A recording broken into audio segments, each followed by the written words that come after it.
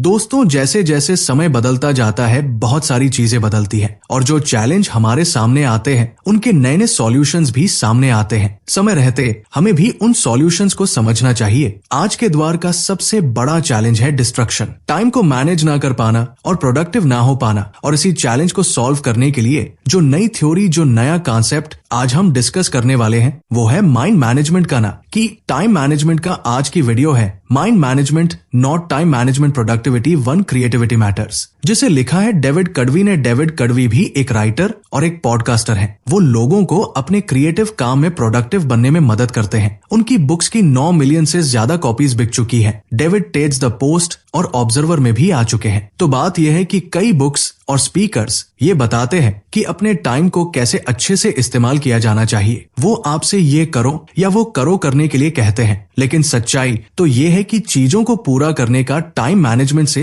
कोई ताल्लुक ही नहीं है। ये सिर्फ इस बात पर डिपेंड करता है कि आप अपने माइंड को कैसे मैनेज करते हैं। ये समरी माइंड मैनेजमेंट को पाने के लिए आपको कुछ सिंपल और पावरफुल टेक्निक सिखाने वाली है। तो आइए बिना देर किए शुरू करते हैं। आज की book summary mind management not time management productivity fan creativity by David कड़वी आप इसे अपने चारों ओर देखते हैं। रोज लोग पैसा कमाने की भागदौड़ में लगे रहते हैं, इसीलिए आपको हर एक सेकंड को सही जगह पर इस्तेमाल करना चाहिए। पैसा कमाने के लिए आप अपना कैलेंडर अलग अलग एक्टिविटीज से इस कदर भर देते हैं कि आपके पास आराम करने का वक्त ही नहीं होता। और इतना ही नहीं, आजकल तो लोग मल्टीटास्किंग भी करने लगे हैं, यानी कई काम एक साथ करना, जैसे लंच करते हुए अपने ईमेल का जवाब देना। क्या ये वही हसल कल्चर यानी भागदौड़ वाला कल्चर है जिसका एक हिस्सा बनकर सभी गर्व महसूस करते हैं? क्या हमेशा थका थका रहना, गुस्सा करना या परेशान महसूस करना आम बात हो गई है? ये समरी ये साबित कर देगी कि टाइम मैनेजमेंट अब किसी काम का नहीं रहा और इससे आपको कुछ भी नहीं मिलेगा। आप ये सीखेंगे कि माइंड मैनेजमेंट सक्सेस पाने और कोई भी काम करने में कैसे आपकी मदद कर सकता है। आप यह भी सीखेंगे कि कुछ पाने के लिए आपको किसी भी तरह की जल्दबाजी करने की कोई जरूरत नहीं है। टाइम मैनेजमेंट नहीं, माइंड मैनेजमेंट अपने गोल्स को पाने का बेहतर तरीका है। तो आइए शुरू करते हैं इस पहले चैप्टर से। Mind management not time management. इस बुक के ऑथर डेविड कड़वी खुद को एक राइटर नहीं मानते थे। उन्हें बचपन से ही लिखना कुछ खास पसंद नहीं था, लेकिन एक दिन उन्हें एक ऐसी बुक डील ऑफर की गई जिससे कोई बेवकूफी मना करता। इसीलिए डेविड ने अपनी लाइफ को इस तरह प्लान किया ताकि वो एक बुक लिख सके। सबसे पहले उन्होंने इस बात का ध्यान रखा कि उनके पास बुक लिखने के लिए अच्छा खासा टाइम हो। उन्होंने अपने दोस्तों के साथ डिनर और दूसरे प्लान्स को कैंसिल कर दिया, पर इनकी जगह अपने राइटिंग सेशंस को रखने लगे। डेविड ने डेट्स पर जाना भी छोड़ दिया, यहाँ तक कि अपनी ग्रोसरी और खाना भी घर पर डिलीवर करवाने लगे। उन्होंने अपनी बुक लिखने पर फोकस करने के लिए जी जान लगा दी थी। एक राइटर के दिमाग में शब्दों का जैसे एक पिटारा सा होता है, पर वो शब्दों के साथ खेल जाते हैं। लेकिन डेविड के लिए ये सब इतना नेचुरल या आसान नहीं था। जब वो लिखने बैठते तो एक शब्द भी नहीं लिख पाते थे और ना जाने कंप्यूटर के सामने बैठे बैठे यूं ही कितने घंटे निकल जाते। फिर उन्हें खुद पर प्रेशर महसूस होने लगा। डेविड को अगले कुछ हफ्तों में बुक का 25 काम खत्म करके पब्लिशर को दिखाना था। अगर वो ऐसा नहीं कर पाते तो डील कैंसिल हो सकती थी। डेविड अपनी फैमिली और दोस्तों को निराश नहीं करना चाहते थे। बड़बड़ा हट में उन्होंने कोस्टारिका में एक रिट्रीट ज्वाइन करने का मन बनाया। वह ये बात अच्छे से जानते थे कि वहां जाकर भी वो कुछ नहीं लिख पाएंगे। क्या इसका मतलब ये है कि रिट्रीट ज्वाइन करने से उन्हें पछतावा हुआ था? बिल्कुल हुआ था। लेकिन डेविड ने सोचा कि जगह बदलने से शायद उन्हें राइटर्स ब्लॉक से बाहर निकलने में मदद मिलेगी। डेविड को रिट्रीट के लिए हक कहने के बाद पछतावा होने लगा और वो अपने घर से बाहर निकल गए। वो अपनी फ्रस्ट्रेशन को दूर करना चाहते थे। तब उनकी मुलाकात डिएगो से हुई। वो रोड के दूसरी तरफ थे। जब उन्होंने डेविड को इस तरह बुलाया जैसे मानो वो दोनों दोस्त थे, डिगो ने हाथ से इशारा करते हुए डेविड को बुलाया और उनसे स्पेनिश में बात करने लगे। डेविड एक बेवकूफ की तरह नहीं दिखना चाहते थे, इसलिए उन्होंने डिगो की बात का जवाब दिया। उनसे बात करने पर डेविड को पता चला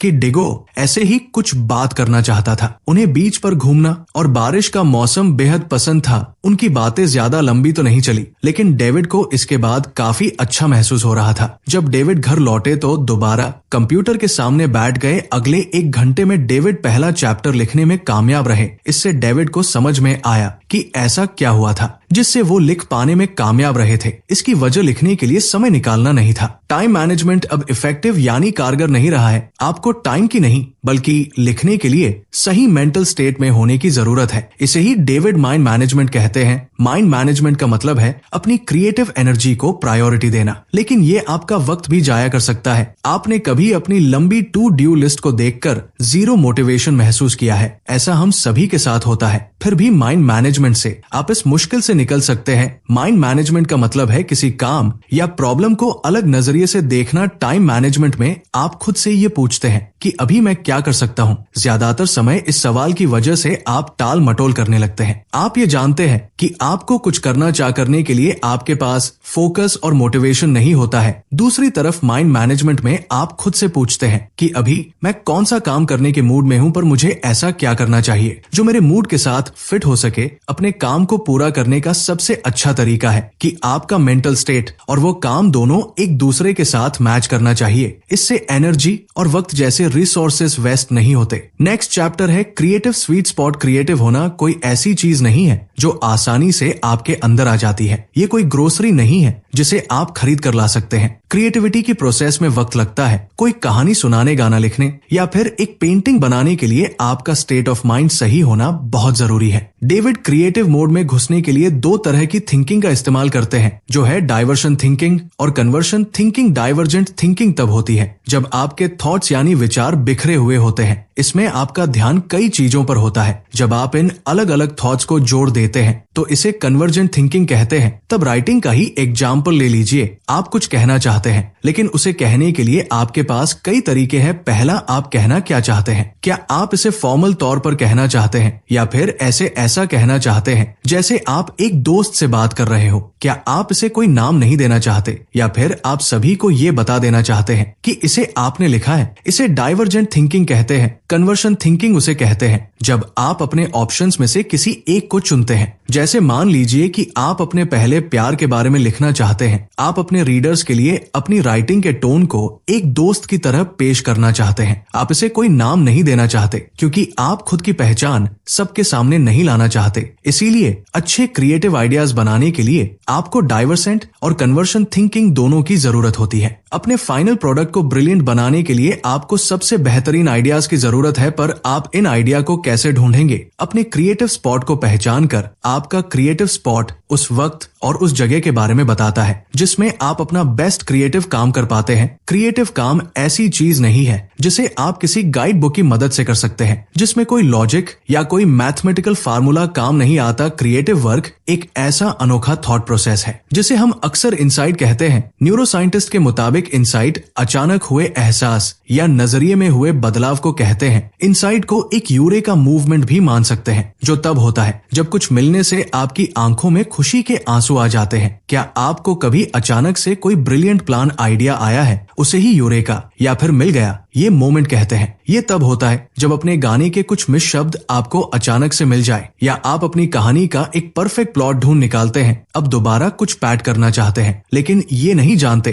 कि क्या पैड करें, तो इसके लिए अपने पसंदी कार्टून कैरेक्टर को पैड करने के बारे में अचानक याद आना एक यूरेका मोमेंट होगा। जिनके खास वक्त के दौरान अपने क्रिएटिव स्पॉट को ढूंढना आसान हो सकता है। याद रखिएगा कि ये माइंड मैनेजमेंट के बारे में, टाइम मैनेजमेंट के बारे में नहीं। आपकी एनर्जी हर एक दिन या पूरे दिन एक जैसी नहीं रहती है। जैसे जॉब पर आपकी बहुत सी एनर्जी खर्च हो जाती है, ऐसे ही अपने दोस्तों के साथ सोशलाइज करना या अपनी पेंटिंग या नोवेल पर काम करने जैसे काम भी आपकी बहुत सारी एनर्जी ले लेते हैं। इसीलिए दिन का वो सही वक्त ढूंढ निकालिए जब आपके अंदर सबसे ज्यादा एनर्जी होती है। आपको अपने सिस्टम यानी अपने स्लिप साइकिल से भी तालमेल बनाकर रखना होगा। ये सिस्टम आपको दिन में जगह रहने में मदद करता है। इसे ऊपर जाती हुई एक लाइन की तरह सोचिए। जितना ज्यादा आप जागे रहेंगे उतने ज्यादा आप अलर्ट रहेंगे, लेकिन जागे रहने के साथ साथ अलर्ट रहने को आपका स्लिप डटिंग रोक देता है। दूसरे शब्दों में कहे, अगर आप एक रात अच्छे से नहीं सोएंगे तो आपका स्लिप डेट बहुत ज्यादा हो जाता है। अपने स्लिप डेट को नीचे जाती हुई एक लाइन की तरह सोचिए, क्योंकि ये आपके एनर्जी को कम करता है। आपके सिस्टम और स्लिप डेट दोनों की लाइन दोपहर के शुरुआती वक्त लगभग 2:30 बजे मिलती है। इसी वजह से आप इस वक्त सुस्त और थका हुआ महसूस करते हैं। अपनी बॉडी बॉडी क्लॉक को समझने से आपको अपने काम पर आसानी से फोकस करने में मदद मिलती है। बहुत से लोग सुबह सुबह बहुत फोकस्ड होकर काम करते हैं। जैसे बेस्ट वायलिन प्लेयर अपने दिन की शुरुआती 2-4 घंटे मन लगाकर प्रैक्टिस करते हैं। मशहूर राइटर वर्जीनिया वुल्फ और साइकोलॉजिस्ट BFP ऐसा ही करते हैं। ऐसा इसलिए क्योंकि सुबह का वक्त वो समय होता है जब लोग पूरी तरह से जगे हुए और सबसे ज्यादा अलर्ट रहते हैं। अपने क्रिएटिव स्पॉट को हासिल करने के लिए डेविड ने एक और तरीका बताया है। इसे वो फर्स्ट आवर रूल कहते हैं, जो अपने काम को पूरा करने में उन्हें डिसिप्लिन रहने में मदद करता है। जब आप अपने दिन का सबसे पहला घंटा अपने प्रोजेक्ट पर लगाते हैं तो उसे फर्स्ट आवर रूल कहते हैं। और ये कोई ऐसा वैसा प्रोजेक्ट नहीं होना चाहिए, बल्कि आपका सबसे इम्पोर्टेंट प्रोजेक्ट होना चाहिए। ऐसा करने से आप उस प्रोजेक्ट को जल्दी पूरा कर पाएंगे। इसे सुनकर ऐसा लग रहा होगा ना कि क्या आप ऐसा सच में मुमकिन है? तो जवाब है जी हाँ, बिल्कुल मुमकिन है। अपने दिन की शुरुआत अपने सबसे इम्पोर्टेंट काम से कीजिए, यानी एक ऐसे काम से जो आपको करना ही है। ऐसा करने से इसे पूरा करने के लिए आपके आलसी होने के चांसेस काफी कम हो जाते हैं। ऐसा करना उस काम में आने वाली रुकावट को भी रोकता है। इस इम्पोर्टेंट लर्निंग को लेने के बाद बढ़ते हैं नेक्स्ट चैप्टर की ओर, द 4 स्टेट्स ऑफ क्रिएटिविटी। जब आप असल में राइटिंग और पेंटिंग नहीं कर रहे हैं तब भी आप राइटिंग और पेंटिंग कर सकते हैं। क्रिएटिविटी का प्रोसेस सिर्फ राइटिंग और पेंटिंग के बारे में नहीं है। इसे सोशल साइकोलॉजिस्ट ग्राम बोलर कंट्रोल के 4 स्टेज या क्रिएटिविटी के 4 स्टेज कहते हैं। पहला स्टेज है प्रिपरेशन, यानी कि तैयारी करना। ये तब होता है जब आप अपने प्रोजेक्ट के बारे में सब कुछ सोचते हैं। आपकी स्टोरी में कौन सी कैरेक्टर होंगे, आपका गाना कितना लंबा होगा, पेंटिंग बनाने के लिए आप किस चीज का इस्तेमाल करेंगे। ये ब्रेनस्टॉर्मिंग यानी दिमाग चलाने वाला स्टेज है। इसमें आपके पास अपने प्रोजेक्ट की इतनी इंफॉर्मेशन होती है कि आप एक चलते फिरते इंसाइक्लोपीडिया की तरह हो जाते हैं। डेविड ने भी अपनी बुक पर इसी तरह काम करना शुरू किया था। ऐसा भी वक्त हुआ जब वो अपने लिविंग रूम में बैठकर इंफॉर्मेशन के ऐसे सोर्सेस को खोलकर देखा करते थे। डेविड के चारों ओर बुक्स, न्यूज़पेपर और जर्नल्स बिखरे रहते थे। उनके पास एक व्हाइट बोर्ड भी था जिस पर वो पॉसिबल टॉपिक्स और चैप्टर लिखते थे। डेविड ने जो रिसर्च की थी वो समय की बर्बादी नहीं थी, ये उन्हें क्रिएटिविटी के अगले स्टेज तक पहुंचने में मदद कर रही थी। दूसरा स्टेज इंक्यूबेशन है। ये ऐसा वक्त होता है जब आप अपने प्रोजेक्ट पर इतना एक्टिव होकर काम नहीं करते हैं। आप शायद किसी और चीज पर काम कर रहे होते हैं या फिर अपने दोस्तों और फैमिली के साथ वक्त बिता रहे होते हैं। हमें बीच बीच में ब्रेक लेने की जरूरत होती है। इसी काम को तुरंत पूरा करने के लिए खुद को मजबूर करना हमेशा काम नहीं करता है। ऐसा करने से आप फ्रस्ट्रेट होने लगेंगे और आपको गुस्सा आ जाएगा। ऐसा होने से आपको अपने क्रिएटिव स्पॉट को ढूंढने में और तीसरे स्टेज पर जाने में मुश्किल होगी। तीसरा स्टेज एलिमिनेशन है। ये यूरेका या आहा मूवमेंट है। तीसरे स्टेज को पूरी तरह नहीं समझाया जा सकता। ऐसा इसलिए क्योंकि ये अचानक से होने वाला और अनप्रेडिक्टेबल होता है। जैसा कि बताया गया है कि अगर आप जरूरी तैयारी नहीं करेंगे तो आप इस स्टेज तक नहीं पहुंच सकते। आपको पहले स्टेज पर बहुत सा वक्त देना होगा। आइए जानते हैं कि पहला स्टेज आपको तीसरे स्टेज पर पहुंचने में कैसे मदद करता है। इसके लिए हम द बीटल्स के पॉल मैककर्टनी का एग्जाम्पल लेंगे। पॉल ने यस्टरडे नाम का वह यादगार गाना बड़े ही अनोखे तरीके से कंपोज किया था। उन्हें इस गाने की धुन अपने सपने में सुनाई दी थी। जब उनकी आंख खुली तो वो आंधी नींद में उठकर अपने पियानो पर उस धुन को बजाने लगे और इस तरह इतिहास के सबसे महान गानों में से एक गाना बना। लेकिन ये इतना भी आसान नहीं था। यनर डे लिखने से पहले भी पॉल कुछ गाने लिख और बना रहे थे। वो सालों से म्यूजिक क्रिएट करते आ रहे थे और क्योंकि वो यस्टरडे जैसा गाना लिख पाए थे, उनका काम वही नहीं रुक गया था। नहीं, पॉल ने ये पक्का किया कि वो चौथे स्टेज को भी अच्छे से पूरा करें, जो है वेरिफिकेशन। चौथा स्टेज वेरिफिकेशन है। ये तब होता है जब आप एलिमिनेशन की स्टेज में आए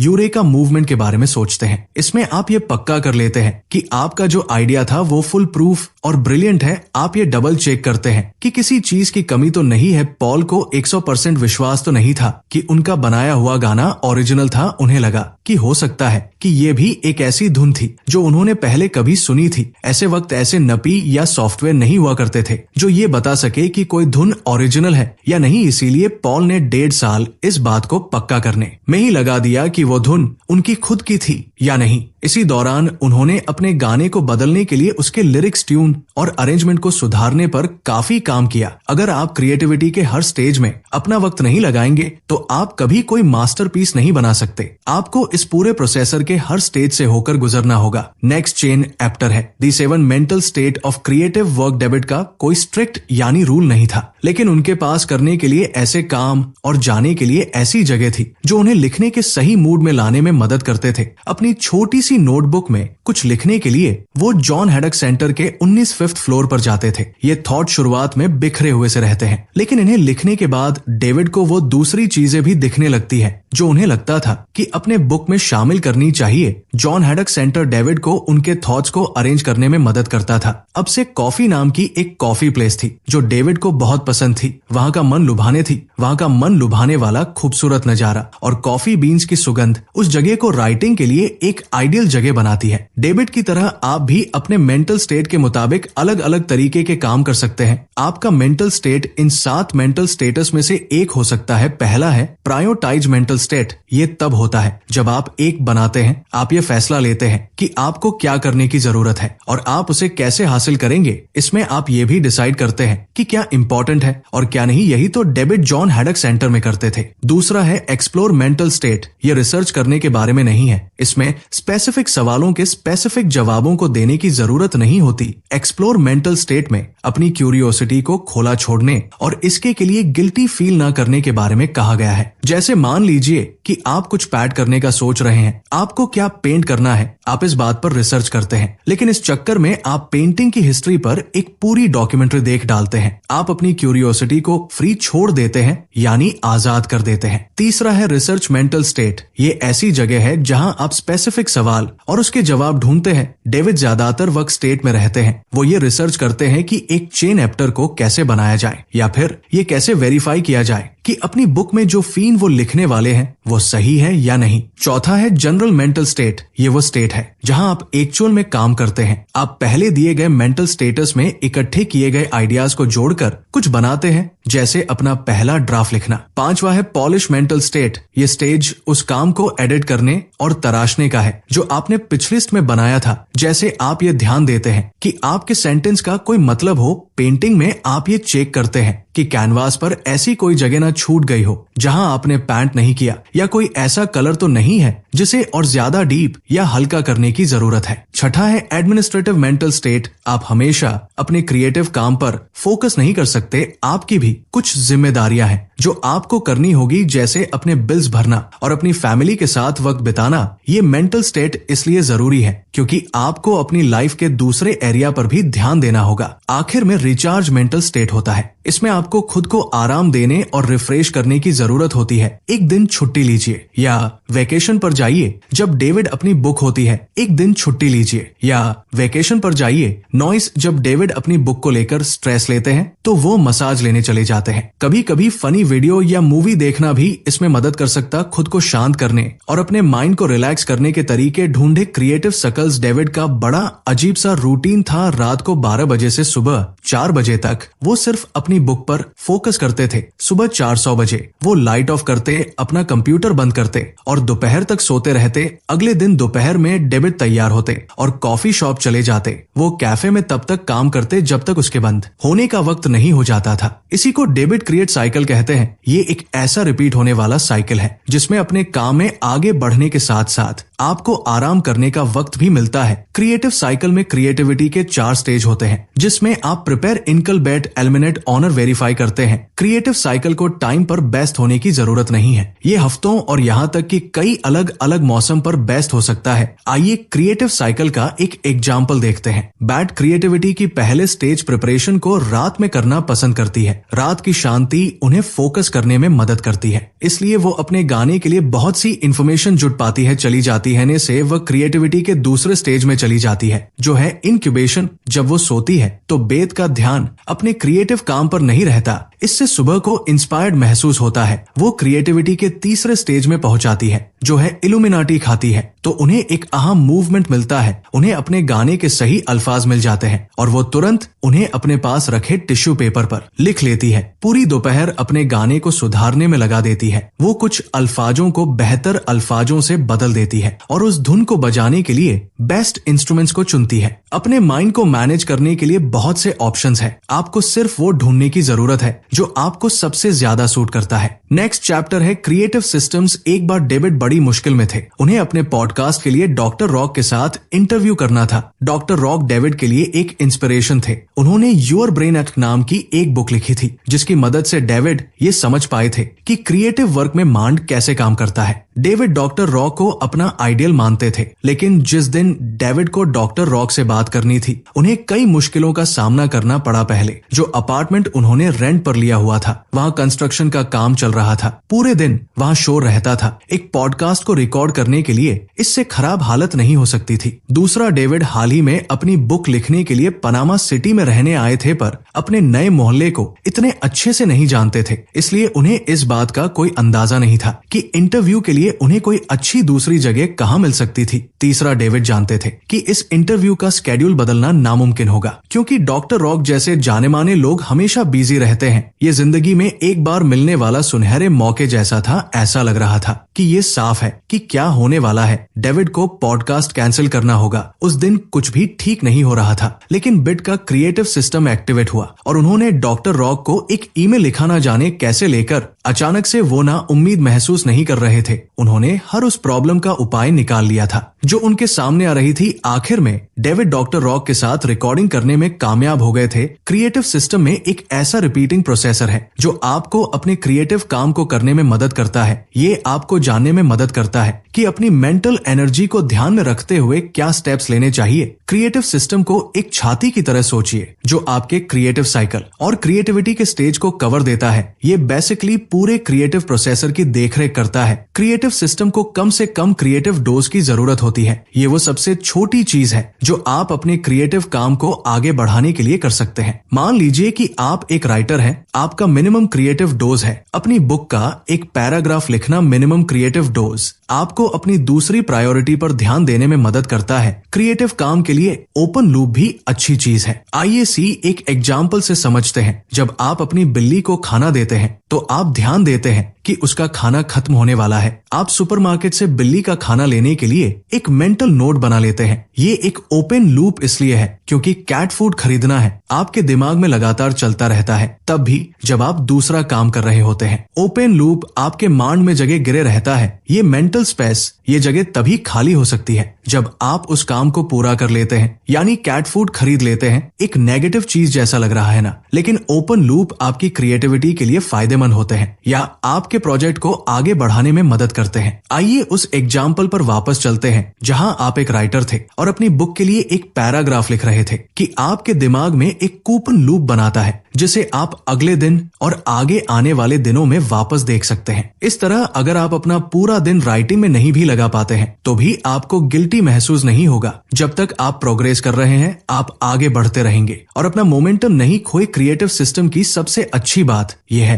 कि आप बहुत सारे ओपन लूप रख सकते हैं। एक लूप आपकी स्टोरी के प्लॉट से जुड़ सकता है, जबकि दूसरा स्टोरी के कैरेक्टर के बैक से। क्रिएटिव सिस्टम आपको बहाने बनाने से भी रोकता है। आप ये भी नहीं कह सकते कि आपके पास टाइम नहीं है, क्योंकि मिनिमम क्रिएटिव डोज के लिए कुछ ही मिनट चाहिए होते हैं। और अब वो मोर जिसे हम कहते हैं कंक्लूजन, यानी अभी तक हमने जितने भी चैप्टर पढ़े और सुने उनकी की लर्निंग्स को हम यहाँ पर रिपीट करेंगे। सबसे पहले आपने सीखा कि माइंड मैनेजमेंट क्या होता है। इसका मतलब है अपने काम को करने के लिए सही मेंटल स्टेट बनाना। ये खुद से ये पूछना है कि मैं कौन सा काम करने के मूड में हूँ, पर मैं ऐसा क्या कर सकता हूँ जो उस मूड में फिट हो सके। दूसरा आपने सीखा कि अपने क्रिएटिव स्वीट स्पॉट को ढूंढकर आप माइंड मैनेजमेंट हासिल कर सकते हैं। डेवोजेंट ऑनर कन्वर्शन थिंकिंग अप्लाई करने से आप ऐसा कर पाएंगे। दोनों तरीकों से आप यूरेका मूवमेंट बना सकते हैं जो आपके क्रिएटिव काम में अचानक आए कामयाबी की तरह होता है। अपने क्रिएटिव स्वीट स्पॉट को ढूंढने के लिए आपको अपने सबसे प्रोडक्टिव टाइम को पहचानना होगा। ज्यादातर लोग सुबह काम करना पसंद करते हैं क्योंकि उस वक्त के दौरान डिस्ट्रक्शन कम होते हैं। तीसरा, अपनी क्रिएटिविटी के 4 स्टेज के बारे में जाना। आपको कुछ कमाल बनाने के लिए इन सभी स्टेजेस से गुजरना होगा। ये स्टेज प्रिपरेशन, इंक्यूबेशन, इल्यूमिनाटी काम के साथ मेंटल स्टेटस के बारे में जाना। ये स्टेट आपको क्रिएटिविटी के 4 स्टेज को पूरा करने में मदद करते हैं। ये 7 मेंटल स्टेट है: priorities, explore, research, generate, polish, administrate और रिचार्ज। 5वां, आपने क्रिएटिव साइकिल के बारे में जाना। ये क्रिएटिव काम करने और आराम करने के लिए टाइम निकालने का रिपीटिंग साइकिल है। क्रिएटिव साइकिल ये डिसाइड करता है कि कौन सा टाइम फ्रेम आपके लिए काम करता है, भले ही वो हफ्ता, महीना या कोई सीजन ही क्यों ना हो। नॉइस छठा, अपने क्रिएटिव सिस्टम के बारे में जानना। ये क्रिएटिविटी के 4 स्टेज और क्रिएटिव साइकिल की देखरेख करता है। ये एक ऐसा रिपीटिंग प्रोसेसर है जो आपको क्या स्टेप्स लेने चाहिए या उन्हें कैसा करना चाहिए जैसे सवालों के जवाब ढूंढने में मदद करता है। आज पूरी दुनिया भागती हुई जिंदगी की आंधी हो गई है। इसमें सभी जल्द से ज्यादा काम करने में लगे हुए हैं, लेकिन चीजों को धीरे धीरे करने का अलग ही मजा है। तो उस प्रोसेसर को एंजॉय कीजिए और जल्दबाजी मत कीजिए। जैसे कि कहावत है कि बड़ी चीजें उन्हीं को मिलती है जो उसके लिए इंतजार करते हैं, और इसी बात को हमारे वेदों में कहा गया है कि धैर्य में ही विजय है। कि डिस्ट्रक्शन के द्वार में अपनी क्रिएटिविटी को बढ़ाने के लिए, खुद को फोकस रखने के लिए ये जितने भी टूल्स और लर्निंग आपको मिली वो आपके लिए इवैल्यूएबल साबित होंगी और आप इन्हें अपनी लाइफ में इम्प्लीमेंट भी करेंगे। अगर आपको ये वीडियो पसंद आया हो और आपने इससे कुछ नया सीखा हो तो लाइक जरूर करें, कमेंट में बताएं कि वीडियो का कौन सा हिस्सा आपको सबसे ज्यादा प्रेरित कर गया। अगर आप ऐसे ही और बुक समरी देखना चाहते हैं तो हमारे चैनल को सब्सक्राइब करना ना भूलें और बेल आइकन दबाएं ताकि आपको हमारी हर नई वीडियो की नोटिफिकेशन सबसे पहले मिले। मिलते हैं अगली वीडियो में जहां हम आपके लिए एक और शानदार किताब का सारांश लेकर आएंगे। तब तक के लिए सीखते रहिए, बढ़ते रहिए और अपने माइंड सेट को मजबूत बनाते रहिए। धन्यवाद।